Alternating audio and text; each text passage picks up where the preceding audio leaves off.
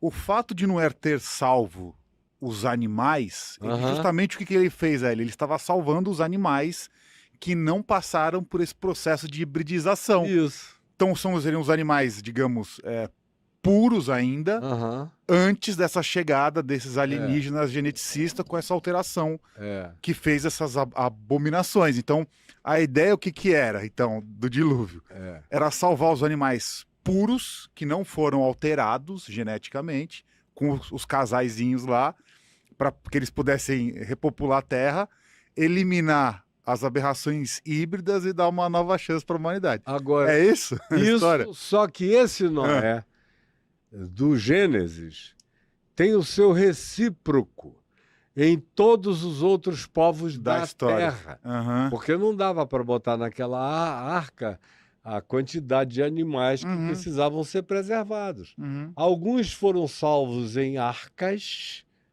outros não. Houve outras salvações para seres que não tinham sido hibridizados, com animais que não tinham sido hibridizados, de outros modos. Como, por exemplo, você vai à Turquia e debaixo da terra você encontra civilizações a 80, 100 metros de profundidade. Eu vi isso daí. 100 metros de As cavernas. profundidade, onde É. dava para viver de 20 a 30 mil pessoas, que também se salvaram ali. Só que a narrativa do livro de Gênesis se concentra no processo e na linhagem semítica da história. Uhum. Não tem essa pretensão de acurácia universal, até porque não poderia ter, não dava para ter. Ela descreve o que é possível descrever. Agora, o que ela nos oferece é uma maquete mais do que razoável para, nos dias de hoje, com todo o conhecimento científico, arqueológico, antropológico e de geologia arqueológica que a gente tem, e de arqueologia subaquática que a gente ir vendo isso. O Mar do Japão. Estão descobrindo estruturas antiquíssimas, milenares, pré-diluvianas embaixo d'água.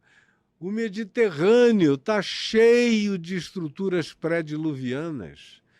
O Atlântico, o Pacífico, o Caribe, na Terra inteira, no Ártico, no Ártico. Infelizmente, por causa do degelo, o degelo é tenebroso para nós como Uhum. espécie humana, mas do ponto de vista científico, vão começar a aparecer coisas que estão sob camadas e camadas e Uhum. camadas de gelo no Ártico, tanto quanto aqui no nosso Polo Sul, com 4, 5, 3 quilômetros de camadas de gelo que estão se dissolvendo a cada dia, estão começando a eclodir coisas. E foi Einstein que fez um cálculo há 100 anos atrás, por causa da consciência que ele ganhou, dada por outros cientistas, dos deslocamentos dos elementos da rotatividade da Terra, da pendulação da Terra. Ele calculou que o que hoje a gente chama de Antártica não tinha sido o tempo todo no Polo Sul. Ela tinha sido num lugar semi-tropical. É por isso que eles estão começando a achar samambaias, uma quantidade enorme de coisas à medida em que o degelo acontece. Eles estão começando a achar, porque houve uma civilização enorme no que hoje a gente chama, e que ficou nos últimos milênios, como a nossa Antártica aqui no sul planetário. Mas o que tem e o tempo de duração desse mundo antigo, que é assim que os apóstolos de Jesus chamam, os apóstolos de Jesus diz, pois no dilúvio foi sepultado o mundo antigo. Isso é repetido muitas vezes. Esse mundo antigo teve uma duração de tempo muito mais longa do que a gente teve de tempo mensurável de história contada desde que a gente mensura essa história nos nossos textos para cá. O que aconteceu antes foi muito mais longínquo e distante em duração de tempo do que a gente tem da história narrativa que está acessível a nós nos nossos livros, que é algo relativamente curto, de 6.000 anos para cá. Aí, quando eu vejo um arqueólogo que quer trabalhar com categoria só de 6.000 anos para cá, eu dou gargalhada. Uhum. Eu digo, não é possível, cara. Desiste de ser arqueólogo. Se você não levar a arqueologia inteira a sério, você vai estar trabalhando só com a arqueologia da Bíblia. E a arqueologia da Bíblia não tem a pretensão da acurácia, e nem poderia ter, de envolver todos os povos da terra, até porque não dá. Como João, o apóstolo, disse acerca de Jesus. Olha só o que João diz. Se tudo que Jesus fez fosse escrito em livros, nem na terra inteira caberiam os livros que seriam escritos a respeito dele. Imagina o que aconteceu na história humana antes do dilúvio. É algo incomensuravelmente grande e extraordinário. Tem gente que fica com medo. Eu me encho de empolgação. Para mim, tudo isso só dilata a minha cosmovisão, a minha alegria e a minha esperança na volta do Filho do Homem, vindo com a expressão com as nuvens do céu em poder, em grande glória, em clangor de trombetas, com todas as criaturas, os anjos, os seres multidimensionais, pluridimensionais, multiversicos, vindo com ele, com essa glória, e estabelecendo aqui o novo céu e a nova terra, que, do contrário, nenhuma ONU, nenhum tratado, nenhuma COP, nem a COP 1000 vai conseguir realizar entre nós, porque a gente não deixa. Nós somos uma categoria de entidades profundamente suicidas. A verdade é essa. A gente diz, olha, isso aqui vai te matar, mas o cara diz, é tão gostoso. Eu bebo sim. E tô vivendo. Tem gente que não bebe, tá morrendo. É a humanidade. E a humanidade, infelizmente, funciona assim. Agora, eu fico com muita pena de que os religiosos tentem criar esse reducionismo. Uhum. Porque tudo podia ficar infinitamente maior, mais dilatado, mais extraordinário do que a gente imagina. Agora, esses seres de outras dimensões, eles têm, como eu já falei há pouco, categorias diferentes. Por exemplo, eu também creio que, por exemplo, esses greys que aparecem aqui, eles têm muito mais a ver com a gente. Eles precisam de aparato para chegar até a gente. Os seres celestiais, absolutamente celestiais e multidimensionais, não precisam de aparatos. Olha como ele é humanoide. É totalmente humanoide. Isso aí somos nós. Com 1.000, 2.000, 3.000 anos de existência, a gente fica a cara dos greys. Se alimentando de pílula, boquinha pequenininha, olho grandão, bracinho fininho, a academia vai sair de moda, a musculatura vai ganhar outra flexibilização, os braços vão se encumpridar, mas olha a clavícula do bicho, como é que é igualzinha a minha. Olha como ele tem um pombo de Adão ali no meio do pescoço. Mas Caio, você não acha, você falou dessas cavernas na Turquia, de 200, 300 metros de profundidade, você não acha que esses humanos que estavam vivendo nessas cavernas, porque não tem luz ali, 300 metros de profundidade, não tem luz, é úmido pra caramba. Mas é aberto. E tinham pedras que tapavam tudo. Aquilo ali serviu como abrigo também para a última era do gelo.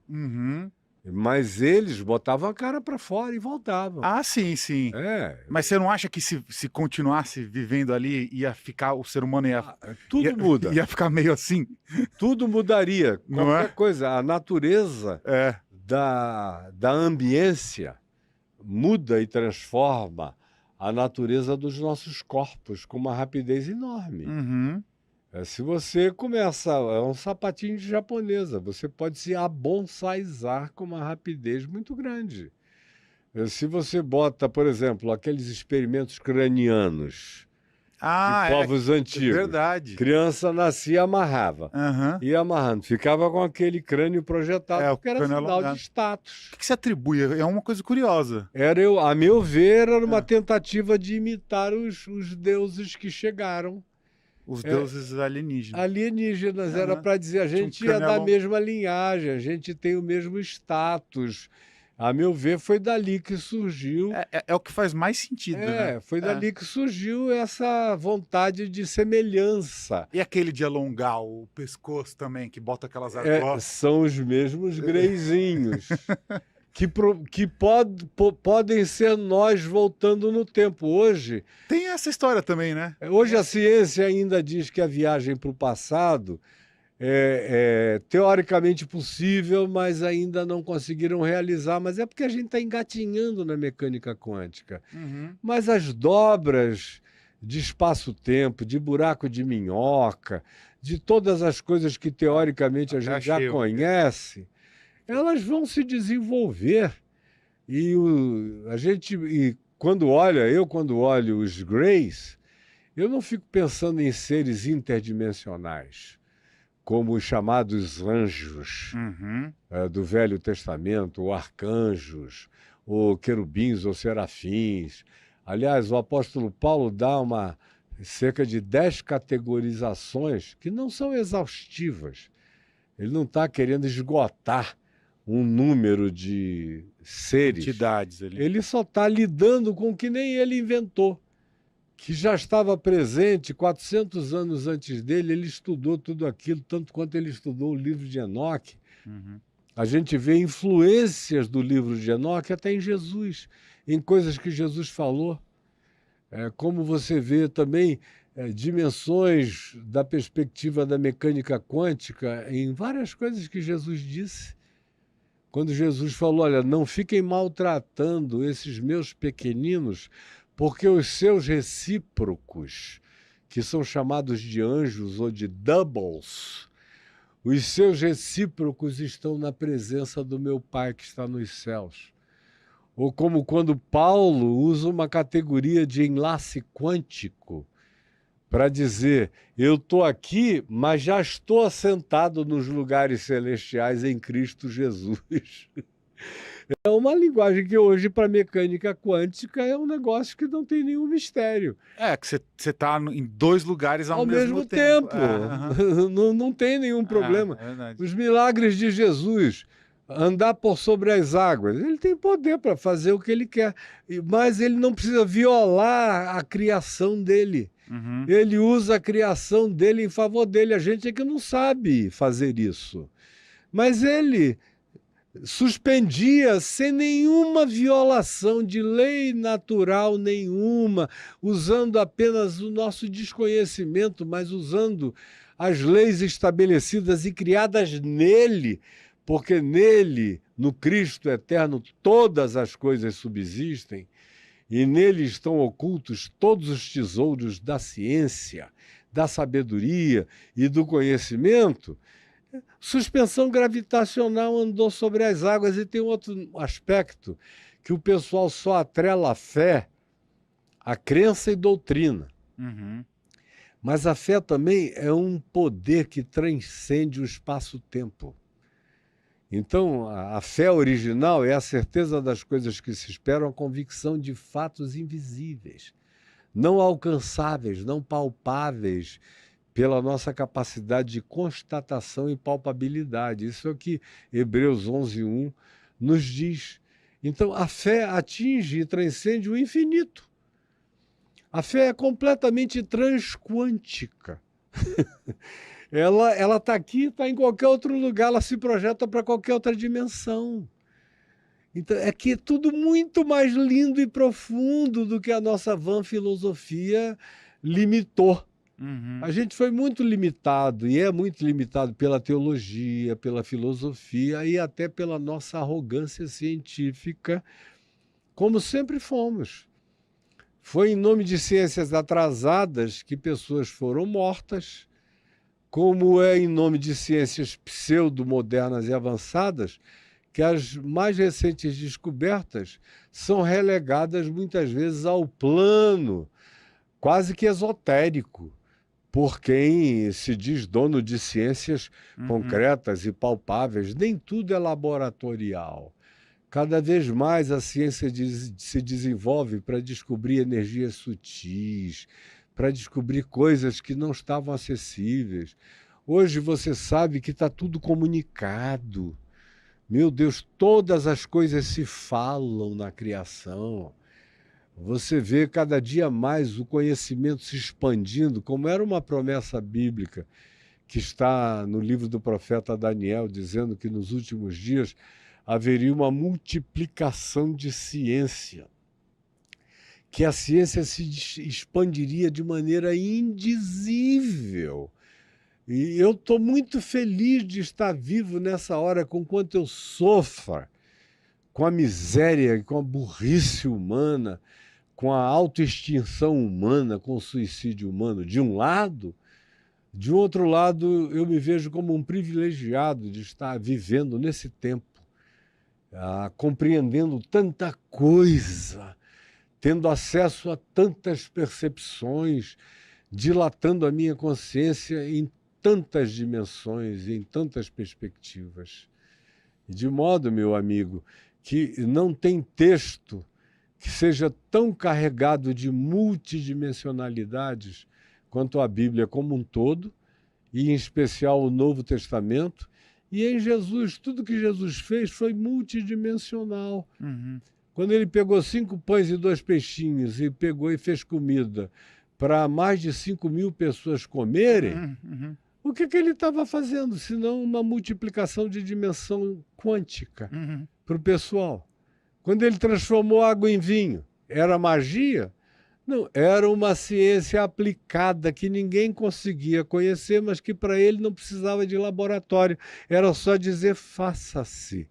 E se fazia a partir de algo que existia nele, que tinha sido criado nele, que era extensão dele, como a ressurreição dele.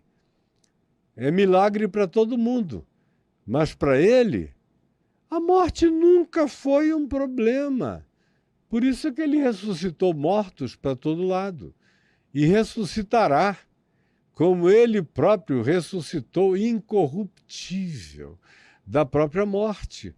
O futuro da humanidade é habitar a sociedade ressurreta, glorificada, apelidada semanticamente no Apocalipse de Nova Jerusalém. Mas que é apenas uma espécie de sede, porque o mundo inteiro não habitará lá. O que se diz é o seguinte, que lá estará o rio da vida, a árvore da vida, que não haverá religião, nenhum santuário. João diz, eu andei em volta e não vi nenhum santuário. Isso deveria ser maravilhoso. É um lugar desreligiosizado totalmente e absolutamente, para o qual vêm todos os povos, todas as culturas, todas as etnias, e que tem portas abertas em todas as direções para todo mundo entrar, e que as folhas da árvore da vida servem para a cura de todos os povos e de todas as criaturas. Eu acho isso absolutamente extraordinário, mas tem gente que quer que seja apenas para o grupinho da igreja deles. E quem quer que não faça parte daquele gueto está de fora. Deus me livre. Deus me salve de uma visão tão diminuta quanto essa.